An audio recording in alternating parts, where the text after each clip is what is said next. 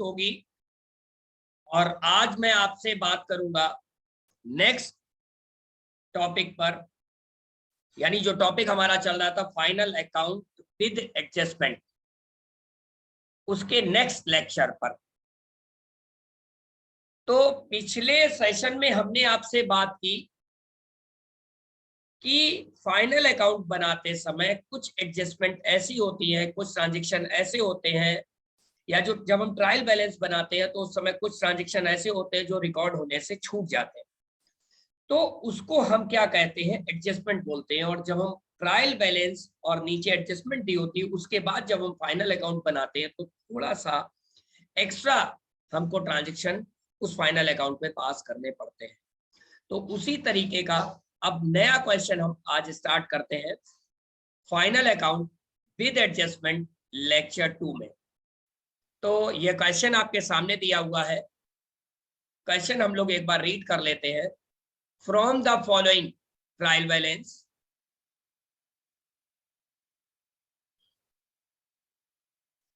yes, from the following trial balance,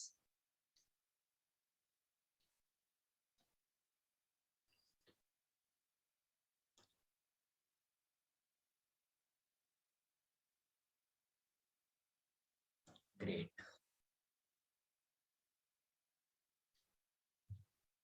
from the following trial balance and additional information given of a sole trader, prepare final account for the year ended 31st December 2015। एक soul trader का trial balance दे रखा है और आपसे कहा है 31 दिसंबर 2015 के लिए उसके फाइनल अकाउंट आप प्रिपेयर करने हैं। ठीक है, तो ये सारी इंफॉर्मेशन दे रखी है और उसके बाद नीचे एडजस्टमेंट दे रखी है, नीचे एडजस्टमेंट दे रखी है। ओके, तो अब मैंने आपको क्या बताया था, एक साथ हम trading and profit and loss खींच लेते हैं। तो एक साथ हमने trading and profit and loss account खींच लिया और नीचे लिख दिया फॉर द ईयर एंडेड 31 दिसंबर 2015, क्योंकि डेट क्या है 31 दिसंबर 2015। ओके, फिर उसके बाद अगले पेज पे हमने बैलेंस शीट खींच ली और लिख लिया एज ऑन 31 दिसंबर 2015। मैंने आपको कई बार ये डिस्क्लेमर दिया था, ऐसा नहीं होगा कि हम पहले ट्रेडिंग अकाउंट बना लें, फिर उसको क्लोज करके ग्रॉस प्रॉफिट निकालें, फिर प्रॉफिट एंड लॉस अकाउंट बनाएं, उसको क्लोज करके हम नेट प्रॉफिट निकालें, फिर नेट प्रॉफिट से हम फिर बैलेंस शीट प्रिपेयर करें। ऐसा कभी मत करिएगा। एक साथ trading and profit and loss account खींचेंगे, एक साथ बैलेंस शीट खींचेंगे और उसके बाद एक एक करके उसमें पोस्टिंग करते चले जाएंगे। जो जहां की कंटेंट होगी उसको वहां पर पोस्ट कर देंगे। ट्रेडिंग की होगी ट्रेडिंग में पोस्ट कर देंगे, प्रॉफिट एंड लॉस की होगी प्रॉफिट एंड लॉस में पोस्ट कर देंगे, बैलेंस शीट की होगी बैलेंस शीट में पोस्ट कर दी जाएगी। एंड देन उसके बाद फिर हम क्या करेंगे, उसके बाद फिर हम बनाएंगे, फिर हम एडजस्टमेंट देखेंगे, एडजस्टमेंट को पोस्ट कर देंगे, फिर उसके बाद हम ट्रेडिंग को क्लोज करेंगे, ग्रॉस प्रॉफिट या ग्रॉस लॉस आएगा, नेट प्रॉफिट एंड लॉस को क्लोज करेंगे, उससे नेट प्रॉफिट या नेट लॉस आएगा और उसके बाद फाइनली बैलेंस शीट को पोस्ट करके क्लोज करके अकाउंट बंद कर देंगे। ओके, तो अब देखिए एक एक तरफ से चलते हैं। सबसे पहले आया रिटर्न। रिटर्न जो डेबिट में दे रखा होता है वो रिटर्न होता है हमेशा सेल्स रिटर्न, और जो क्रेडिट में दे रखा होता है वो होता है हमेशा परचेज रिटर्न। तो रिटर्न सेल्स रिटर्न दे रखा है 1250, बाई साइड में लिख लिया अंदर 1250, और जो क्रेडिट में दे रखा है 750 उसे ट्रेडिंग के 2 में लिख लिया कि जब परचेज आएगा तब उसको उससे माइनस करके बाहर कर दिया जाएगा। उसके बाद डिस्काउंट डेबिट में भी दे रखा है और क्रेडिट में भी दे रखा है। डेबिट की डिस्काउंट प्रॉफिट एंड लॉस के डेबिट में आती है और क्रेडिट की डिस्काउंट प्रॉफिट एंड लॉस के क्रेडिट में आती है, बाय डिस्काउंट लिख दिया। ओके, उसके बाद वेजेस है, वेजेस ट्रेडिंग में आता है, वेजेस को हमने अंदर लिख लिया। क्यों अंदर लिखा, क्योंकि देखिए वेजेस की नीचे एडजस्टमेंट दे रखी है, जिन जिन ट्रांजेक्शन पे एडजस्टमेंट दे रखी है उनकी अमाउंट हम अंदर लिखेंगे, एडजस्टमेंट करने के बाद उनकी अमाउंट बाहर लिख दी जाएगी। उसके बाद आया salary, salary profit and loss में आता है, सैलरी प्रॉफिट एंड लॉस के 2 में लिख दिया। उसके बाद रेंट रिसीव आया 2500, तो rent receive profit and loss के 22 में लिख दिया। उसके बाद इंश्योरेंस दे रखा है 3000, इंश्योरेंस पीएल के 2 में लिख दिया। 2 में अंदर क्यों लिखा, देखिए इंश्योरेंस के लिए नीचे एडजस्टमेंट दे रखी है, इंश्योरेंस प्रीपेड 150, तो इंश्योरेंस से रिलेटेड एडजस्टमेंट है, जिससे रिलेटेड एडजस्टमेंट होगी उसकी अमाउंट को हम क्या करेंगे, अंदर शो करेंगे। ओके, उसकी अमाउंट को हम अंदर शो करेंगे।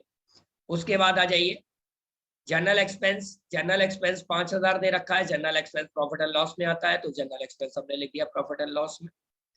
उसके बाद bills receivable, bills receivable asset होता है तो उसको एसेट में लिख दिया हमने, बिल्स रिसीवेबल देखिए एसेट साइड में। उसके बाद आया bills payable, bills payable 31,000, bills payable liabilities होता है तो लाइबिलिटीज में लिख दिया हमने 31,000। उसके बाद बिल्डिंग 75,000, तो बिल्डिंग देखिए हमने लिख ली अंदर। अंदर क्यों लिखी? क्योंकि बिल्डिंग से रिलेटेड देखिए एडजस्टमेंट दे रखी है, depreciation on fix asset. Building क्या होती है? Fix asset. मशीन क्या होती है? Fix asset. Building, machine, furniture ये सब फिक्स एसेट होती है। तो कह रहा है सारी फिक्स एसेट पर 10% डेप्रिसिएशन लगाना है, यानी बिल्डिंग पर डेप्रिसिएशन लगाना है, यानी एडजस्टमेंट है। और मैं आपको पहले भी बता चुका हूं, जिन पर भी एडजस्टमेंट होगी उनकी अमाउंट अंदर लिखेंगे, एडजस्टमेंट करने के बाद अमाउंट बाहर आएगी। ओके। उसके बाद क्रेडिटर्स 51,000, क्रेडिटर्स लाइबिलिटीज होते हैं, लाइबिलिटीज में लिख लिया हमने। उसके बाद आया ओपनिंग स्टॉक 20,000, तो ओपनिंग स्टॉक ट्रेडिंग के 2 में आता है, तो ओपनिंग स्टॉक हमने लिख दिया ट्रेडिंग के 2 में।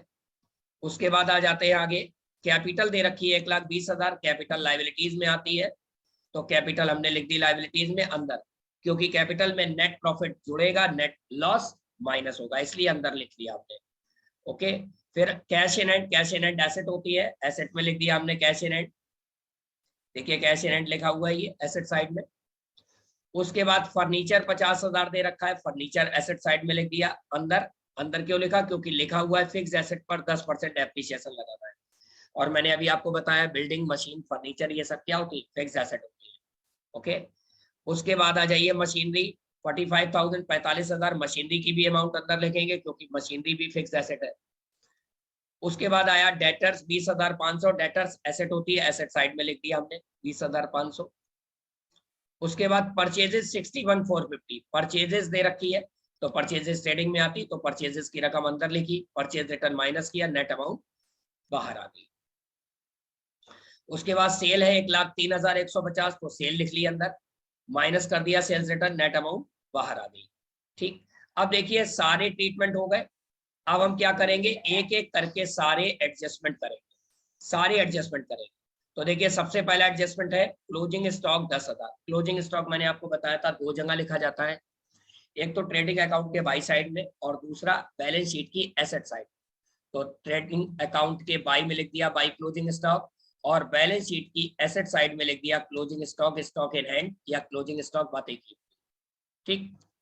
उसके बाद लिखा हुआ है वेजेस अनपेड ₹200। अनपेड को बोलते हैं आउटस्टैंडिंग, अनपेड को बोलते हैं ड्यू बट नॉट पेड। मेरी बात फिर ध्यान से समझिएगा, लिखा हुआ है वेजेस अनपेड ₹200, अनपेड को बोलते हैं आउटस्टैंडिंग। आउटस्टैंडिंग का मतलब होता है ड्यू बट नॉट पेड, यानी ड्यू तो हो चुका है बट हमने अभी उसका पेमेंट नहीं किया है। तो किसी भी ट्रांजैक्शन से रिलेटेड अनपेड हो, मेरी बात बहुत ध्यान से समझिएगा, किसी भी ट्रांजैक्शन से रिलेटेड अनपेड ट्रांजैक्शन दिया हो, अनपेड हो, उस ट्रांजैक्शन में ऐड कर देंगे, और जितनी रकम ऐड करेंगे उतनी अमाउंट को लायबिलिटी साइड में लिख दिया जाएगा। किसके नाम से? आउटस्टैंडिंग के नाम से।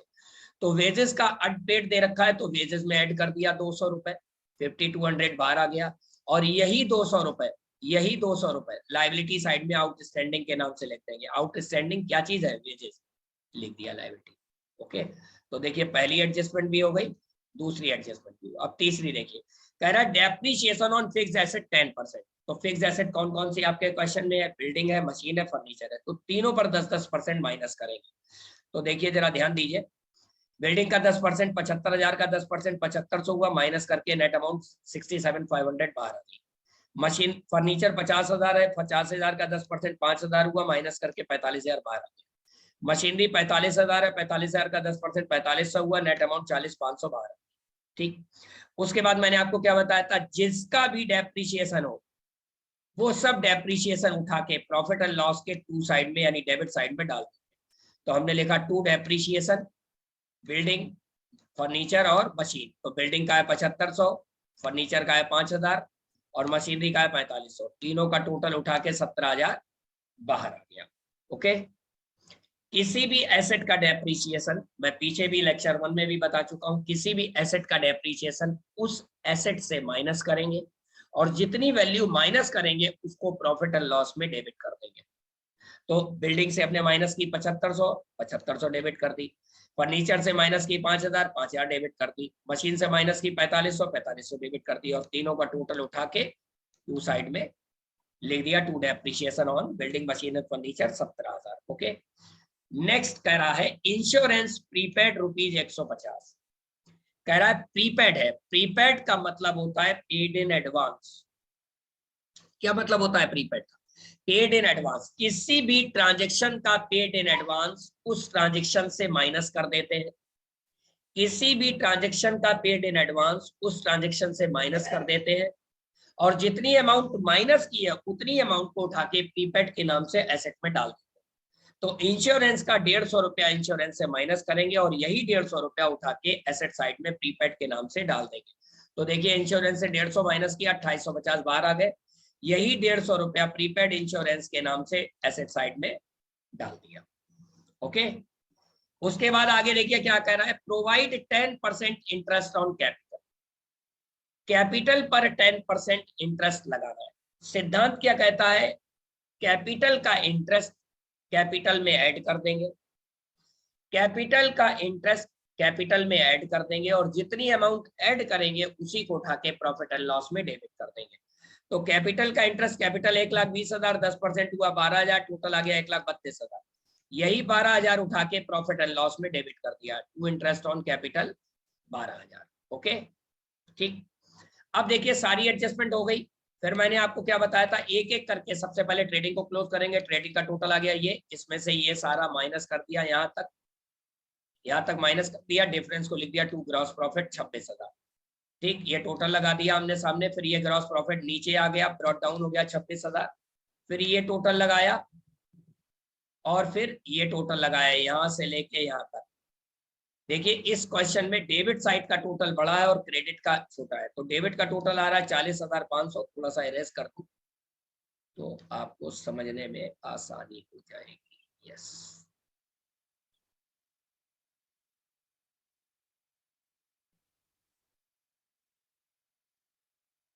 यस। तो देखिए डेबिट साइड का टोटल आ रहा है 40,500, क्रेडिट साइड में केवल ये 3 कंटेंट है, इनका टोटल आ रहा है 28,800। ठीक, तो 40,150 से 28,800 माइनस करेंगे तो बाई साइड में डिफरेंस आ रहा है, इसको बोलते हैं by net loss. Net loss आ गया 11,350, टोटल लगा दिया। ठीक, अब हमने आपको क्या बताया था पिछले लेक्चर 1 में, प्रॉफिट होगा तो जोड़ देंगे और लॉस होगा तो माइनस कर देंगे। तो लॉस आ रहा है 11,350 ये वाला, ये इसको यहाँ पे कैपिटल में नेट लॉस के नाम से हमने कैपिटल से माइनस कर दिया 1,32,000 से, नेट अमाउंट 1,20,650 बाहर आ गई।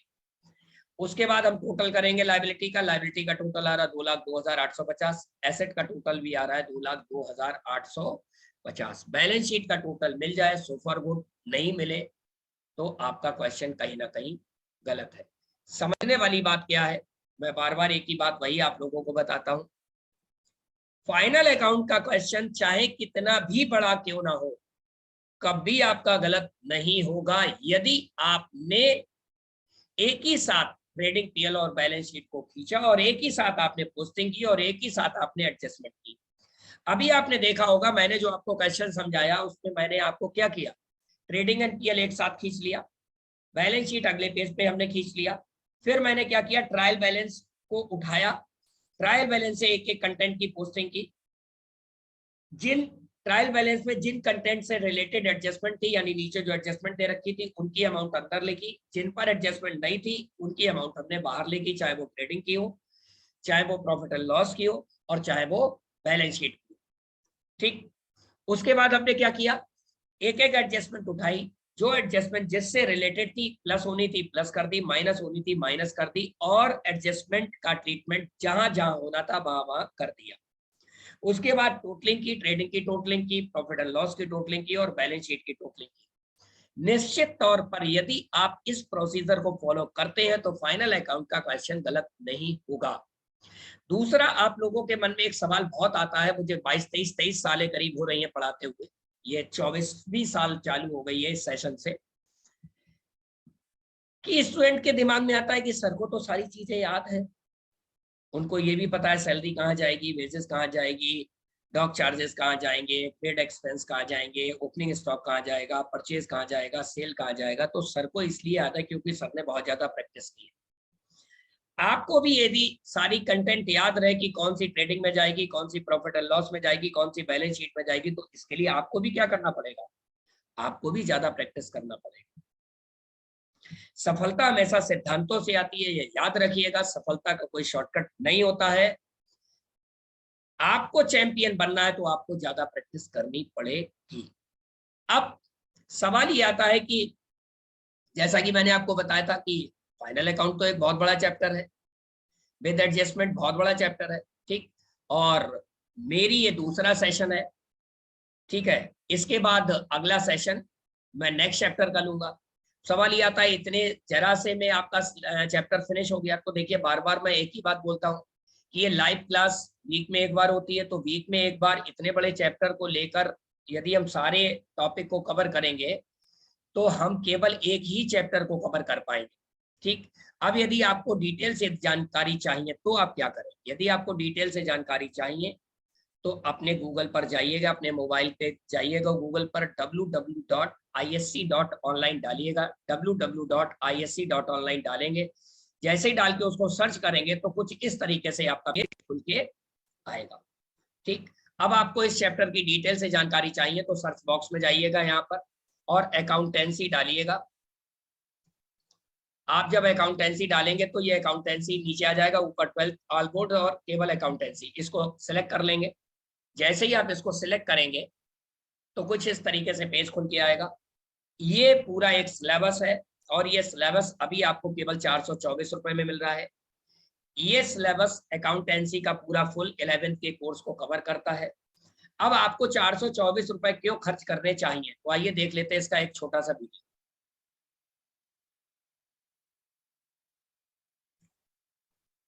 स्टूडेंट्स, मैं संजय रस्तोगी, फर्रुखाबाद, उत्तर प्रदेश से। मैं अपने बारे में बात करूं तो मेरी qualification MA, MCOM, LLB, EMBA और मैं अपने छात्र जीवन में शुरू से टॉपर रहा हूं। मैं पिछले 22 सालों से अकाउंट्स और लॉ की क्लासेस रन कर रहा हूं। मैं अपने शहर फर्रुखाबाद में 11th 12th UP board, CBSE, ISC, इसके साथ साथ BCom, MCom, CA foundation, CS foundation की क्लासेस को बहुत सक्सेसफुली एक ब्रांड के तौर पर या यूं कहूं तो मोनोपोली के तौर पर रन करता चला आ रहा हूं। और इसके साथ साथ मेरी कई बुक्स भी अलग अलग पब्लिकेशंस के थ्रू आ चुकी हैं। मेरी प्रमुख बुक्स में जो मेरी कुछ मेन बुक्स हैं उनका मैं नाम आपको बता दूं जो मैंने खुद लिखी हुई है। फाइनेंशियल अकाउंटिंग, जो कि विभिन्न यूनिवर्सिटीज में BCom पार्ट 1 के सिलेबस में चलती है। इसके साथ ही साथ बिजनेस स्टैटिक्स, जो कई यूनिवर्सिटीज में BCom पार्ट 1 में है, किसी किसी में BCom सेकेंड ईयर में भी है। ये किताबें मेरे द्वारा लिखी गई हैं।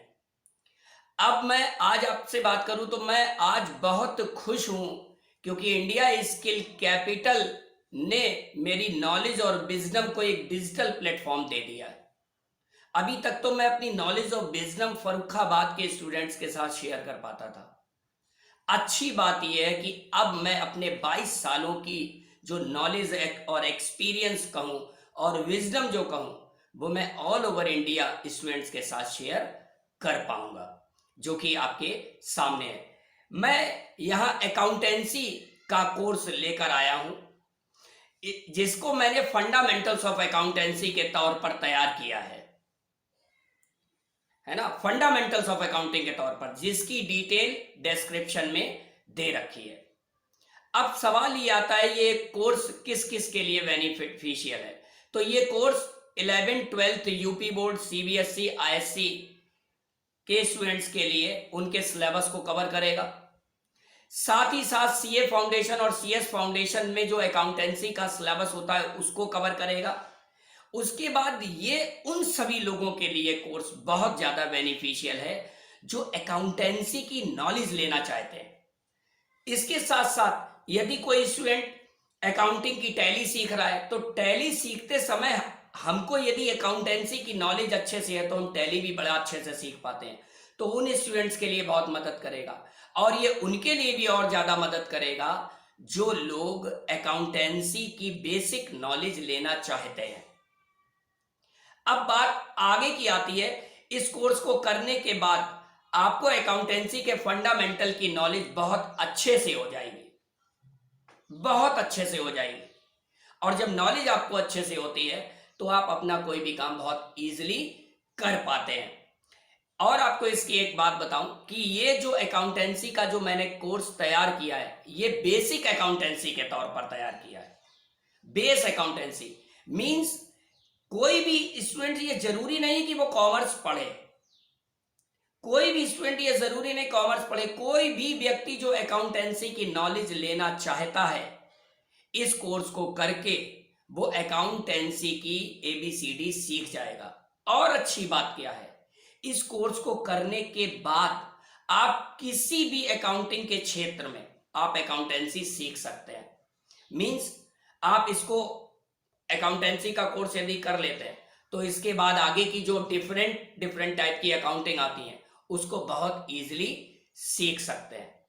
आपको ये कोर्स इंडिया स्किल कैपिटल की प्लेटफॉर्म पर मिलेगा, जो हमारी वेबसाइट है www.isc.online। और इसकी एक एंड्रॉयड ऐप भी है जो कि प्ले स्टोर से और एप्पल स्टोर से आप डाउनलोड कर सकते हैं, इंडिया स्किल कैपिटल के नाम से। तो स्टूडेंट्स, बाकी की सारी डिटेल मैंने डिस्क्रिप्शन में दे रखी है, और आपको इसके क्या बेनिफिट्स होंगे ये भी मैंने वाई द कोर्स में दे रखी है। आप उसको पढ़ सकते हैं और आपको समझ आ जाएगा ये कोर्स आपको क्यों करना चाहिए और कहां कहां आपके लिए बेनिफिट होगा। Wish you all the best. अब देखिए, आपको ये तो समझ में आ गया होगा इस वीडियो से कि आपको इस कोर्स को क्यों खरीदना चाहिए। देखिए, मैं केवल एक ही लाइन कहूंगा कि इतने रुपए में शायद आपको किताब भी नहीं मिलती होगी, अकाउंटेंसी की टेक्स्ट बुक भी नहीं मिलती होगी, जितने में इसमें संजय रस्तोगी आपको पूरा सिलेबस बोलते हुए समझाते हुए नजर आएंगे। इसको आप खरीद के, आपके फुल टाइम एक्सेस है, आपके मोबाइल से आप ऑपरेट कर सकते हैं। ठीक है, सर्टिफिकेशन प्रोग्राम है, 165 लेक्चर्स हैं इसमें। कभी भी आप दिन में, रात दिन के 12 बजे सीख सकते हैं, रात के 12 बजे सीख सकते हैं, एक बार रिवीजन कर सकते हैं, 100 बार रिवीजन कर सकते हैं, ये आपकी मर्जी है। तो आइए देख लेते हैं इसमें है क्या क्या। तो देखिए, ये पूरा सिलेबस 20 चैप्टर में, ये पूरी किताब जो है 11th का जो ये कोर्स है अकाउंटेंसी का, ये जो कोर्स है 20 चैप्टर में डिस्ट्रीब्यूट है। अभी जो मैं लाइव क्लास ले रहा हूँ ये चैप्टर नंबर 13 है, फाइनेंशियल स्टेटमेंट विद एडजस्टमेंट। ठीक है, लिखा हुआ है, बहुत सरलता से स्पष्ट किया गया है। ठीक, आइए देख लेते हैं इसमें कितने लेक्चर्स हैं विद एडजस्टमेंट में। तो देखिए, फाइनल अकाउंट विदाउट एडजस्टमेंट में 7 लेक्चर है, विद एडजस्टमेंट में 9 लेक्चर है, और मैंने लाइव क्लास में केवल 2 लेक्चर। अब मैं नेक्स्ट चैप्टर आप लोगों को यहाँ पर स्टार्ट करूंगा, capital and revenue, expenditure and receipts. ठीक है, तो ये नया चैप्टर होगा। तो मेरा समझाने का मतलब क्या है कि यदि आप इसकी डिटेल से जानकारी चाहते हैं तो आप इस चैप्टर को, इस सिलेबस को खरीद सकते हैं। खरीदने में यदि किसी भी प्रकार की कोई समस्या आ रही है तो आप मेरा ये नंबर नोट कर सकते हैं। मेरा नंबर है 9415146744। खरीद लिया है, उसके बाद कोई प्रॉब्लम आ रही है, खरीदने में कोई प्रॉब्लम आ रही है, कोर्स को परचेज करने का लिंक नीचे डिस्क्रिप्शन में दिया होगा। एक बात मैं और कहूंगा, अभी तक यदि आपने हमारे चैनल को सब्सक्राइब नहीं किया है तो चैनल को सब्सक्राइब करना ना भूलें। वीडियो को लाइक नहीं किया है तो वीडियो को लाइक करना ना भूलें। लोगों को शेयर करना ना भूलें। क्या पता आपका एक शेयर किसी छात्र की जिंदगी बदल दे और आपका एक और बहुत बड़ा पुण्य कार्य हो जाए। तो इन्हीं बातों के साथ मैं अपनी बात समाप्त करता हूं। Okay, all the best. Next session में हम लोग मिलेंगे नेक्स्ट चैप्टर पर, कैपिटल एंड रेवेन्यू एक्सपेंडिचर।